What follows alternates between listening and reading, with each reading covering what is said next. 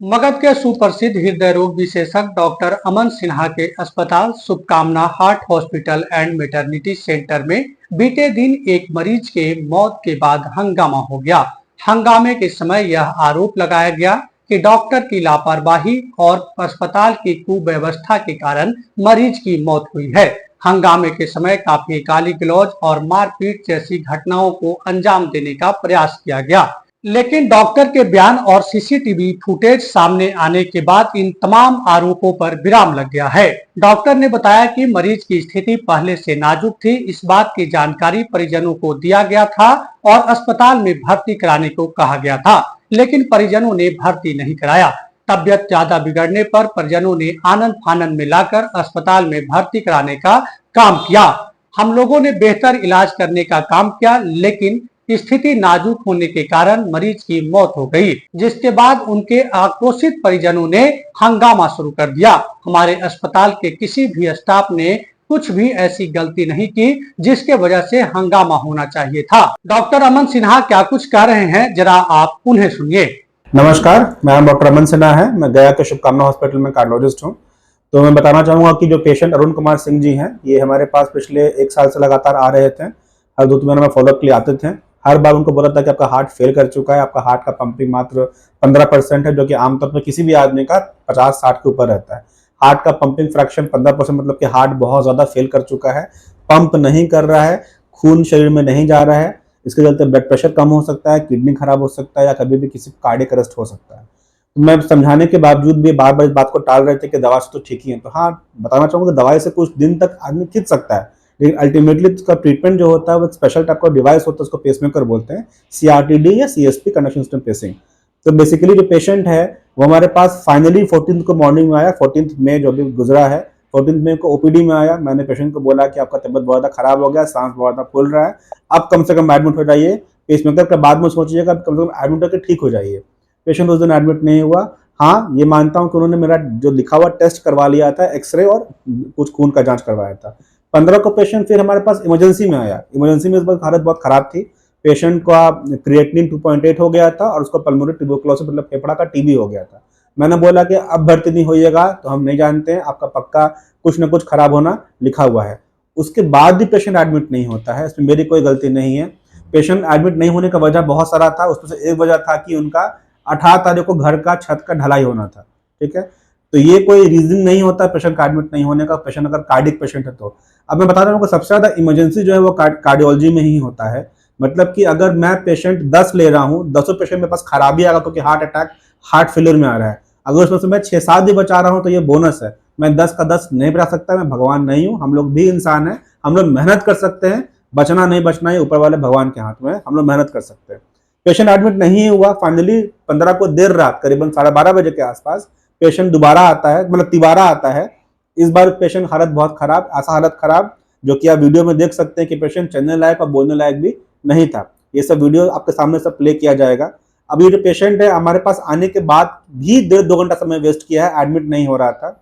उनके अटेंडेंट बहुत ही वो थे, कंफ्यूज थे क्या करना है। इनफैक्ट जो मेरे ड्यूटी डॉक्टर हैं वो भी उनको बोला कि अगर एडमिट नहीं होना है गया में तो आप बाहर चल जाइए, पटना चले जाइए, दिल्ली चले जाइए, लेकिन काइंडली या तो एडमिट होइए या कहीं और जाकर एडमिट हो जाइए, क्योंकि बिना एडमिशन के नहीं बचेंगे।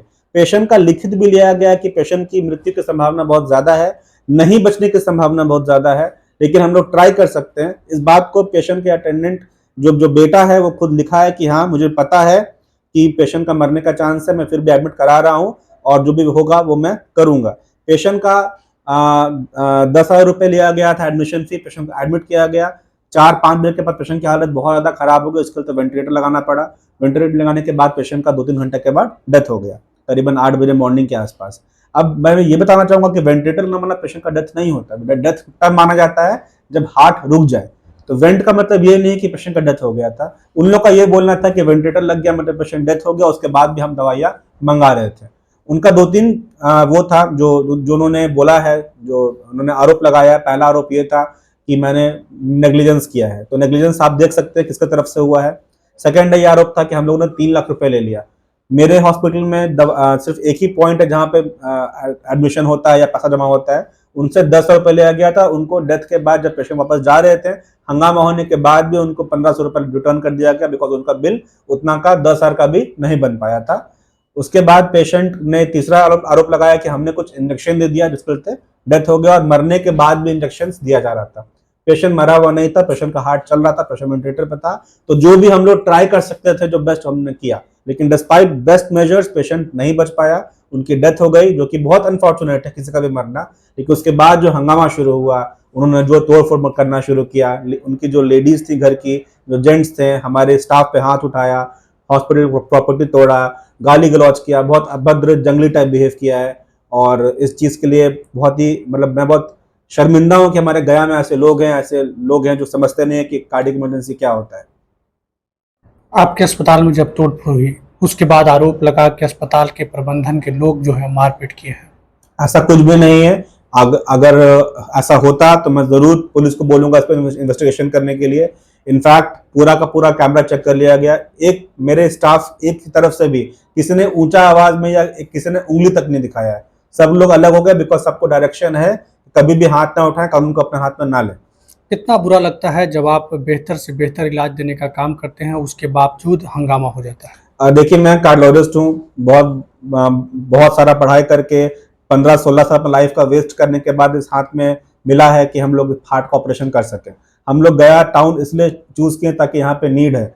हम लोग कहीं भी दिल्ली, बॉम्बे, दुबई कहीं भी जा सकते हैं, वहाँ पे हम लोग बहुत अच्छा पैसा, इनफैक्ट ज्यादा पैसा कमा सकते हैं। लेकिन सारा काम पैसा कमाने का नहीं है, कुछ सेवा भावना भी है। इसलिए मैंने आयुष्मान भारत और जितना भी तरह का स्कीम्स होता है, गवर्नमेंट का स्कीम्स लिया है, ताकि हम लोग बिल्कुल नो प्रॉफिट नो लॉस पे हम लोग गरीबों का सेवा कर सके। तो इतना पढ़ने के बाद जब हम अपना केस करते हैं, हम अपना पेशेंट देख रहे होते हैं, हम लोग ने मैंने करीबन 6,000 10,000 लोगों को यहाँ बचाया होगा। उसका तो आज तक कभी कोई क्रेडिट नहीं मिला, लेकिन उसमें खुशी मिलती है हम लोगों की, हम लोग जान बचाए, हम लोग किसी के लाइफ को ठीक किए। लेकिन अगर किसी का डेथ होता है जिसमें कि मेरी कोई गलती नहीं, इनफैक्ट कोई भी डेथ कहीं भी होता है तो डॉक्टर की लापरवाही से नहीं होता है। मतलब ये बोलना चाहूंगा कि अगर हार्ट के ऑपरेशन के दौरान किसी का डेथ हुआ, या पेशेंट पहली बार ही मेरे पास आया होता, उसका डेथ हो गया होता, तो उस पर लापरवाही कहां से आता है? कार्डिक पेशेंट है, हार्ट अटैक है, डेथ तो हो ही सकता है।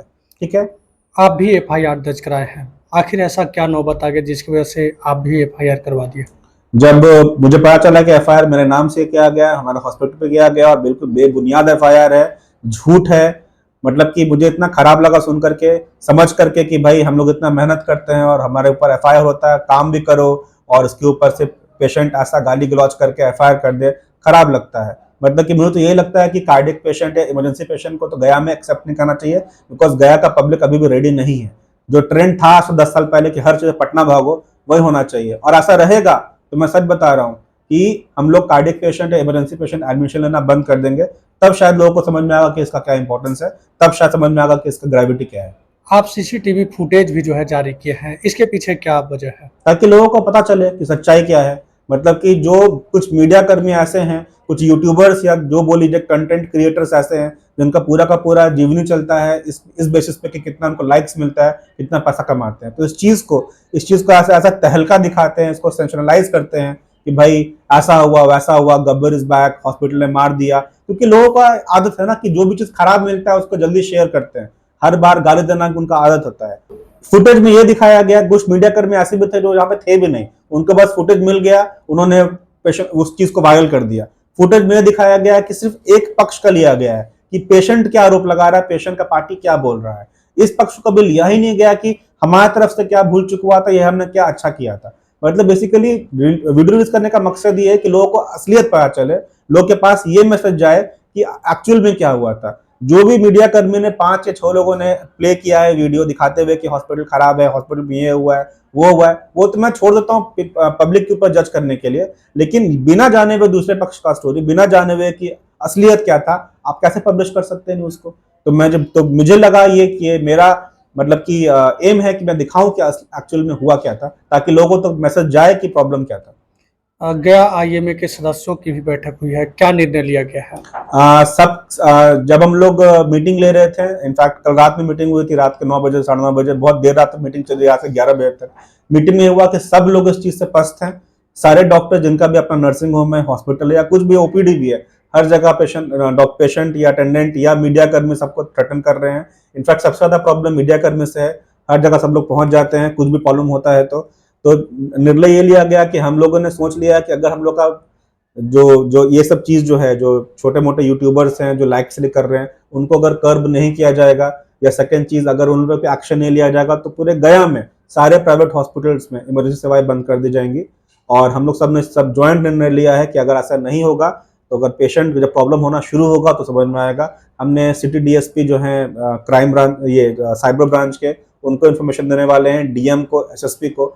और हम लोग को बस यही है कि हम लोग जब काम करें तो फ्री माइंड से करें, पीस ऑफ माइंड से करें। हमारे पास ये समस्या ना हो कि अगर पेशेंट नहीं बचेगा तो क्या होगा। अगर ऐसा हम लोग सोचने लगे कि भाई परसेंटेज क्या है बचने का, तो भाई परसेंटेज पे कोई पेशेंट नहीं बचता है। हम लोग गारंटी वारंटी नहीं दे सकते। हम लोग अपना मेहनत कर सकते हैं, मेहनत को देखा जाना चाहिए, ना कि रिजल्ट को। रिजल्ट ऊपर वाले के हाथ में है। हम लोग ट्राई करते हैं कि मैक्सिमम पेशेंट बचे, लेकिन हम लोग गारंटी नहीं दे सकते। और डर का माहौल बहुत ज्यादा है। हमने तो ऑलरेडी पेशेंट एक्सेप्ट करना ही बंद कर दिया है, और मुझे नहीं पता कि आगे क्या होने वाला है। क्या कहना चाहेंगे, क्या अपील करना चाहेंगे वैसे लोगों से जिनको सच्चाई नहीं पता है? मैं बस ये बोलना चाहूंगा कि इसके पहले कि आप एक तरह का वीडियो देख करके आप जज करें कि भाई हॉस्पिटल में क्या हुआ था, हॉस्पिटल चोर है, लुटेरा है, यहाँ होता है। हर हॉस्पिटल का यही हाल है। गया में कोई भी हॉस्पिटल जो खुलता है उसका ऐसा ही हाल होता है। और मैं ये बोलना चाहूंगा कि अगर आपको विश्वास नहीं है अपने डॉक्टर्स के ऊपर कि मतलब आप फ्री हैं, आप कहीं भी जा सकते हैं, आप सेकेंड ओपिनियन के लिए भी फ्री हैं। आपको लग रहा है प्रॉब्लम है तो आप इस प्रॉब्लम को देखें, आप कहीं और जाकर दिखा लें। लेकिन मेरा यही बोलना है कि पहले सेकंड जो अगर आपको जज करना है तो पहले दोनों साइड का बात सुन लें, दोनों साइड का वीडियो देख लें। ये जो वीडियो मैं डाल रहा हूँ वही देख लें, उसके बाद समझ में उनको आएगा कि भाई एक्चुअल में असलियत क्या है। क्योंकि जब कोई मरता है, हंगामा होता है, वो तो बहुत अच्छे से वायरल हो जाता है, लेकिन क्या उसके पीछे था, क्यों मरा, ये आपको जानना बहुत जरूरी है।